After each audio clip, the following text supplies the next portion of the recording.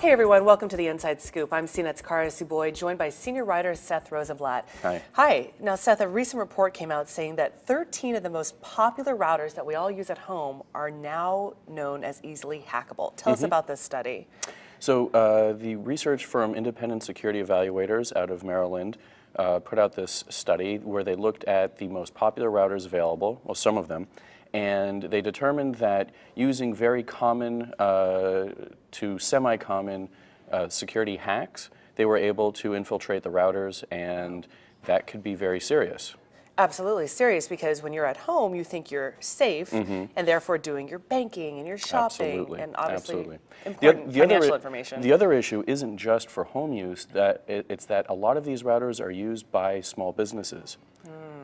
Obviously a lot of credit card information going out over those too. Absolutely. So the other part of this study that was a little disconcerting basically said that there's nothing that we can do about this, or very little at least. There is very little that we can do. The study put a lot of the onus on the router makers, the router vendors, saying that they really have to start paying attention to security, and if they don't, they're leaving their customers, which basically means all of us, out on a limb.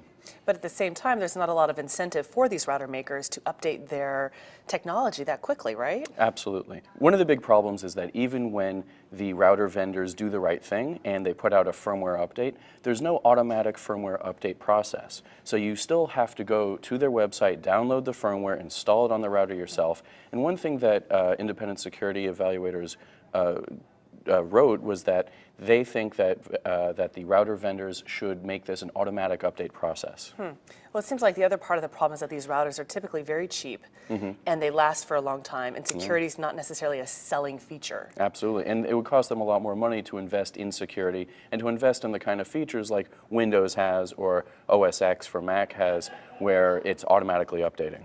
I'm sure we've given these tips a million times, but how about some very basic tips of what you can do to browse safely? Browsing safely is, when we're talking about router hacking, there's not much that you can do because your internet signal is being intercepted at the beginning, but things you can do are use two different browsers for your financial and mission critical browsing, such as emails, going to your banking site, and use a second browser for casual browsing. I prefer using Chrome and Firefox, but there's a lot of good browsers out there. And what about changing your network name and password as frequently as you can? Changing network name and password is a good idea. It's a very good idea if you can on your router to change your admin password as well. If you can use a password that has spaces in it, do that. That's more secure than using one long word that has multiple characters in it, and unusual characters.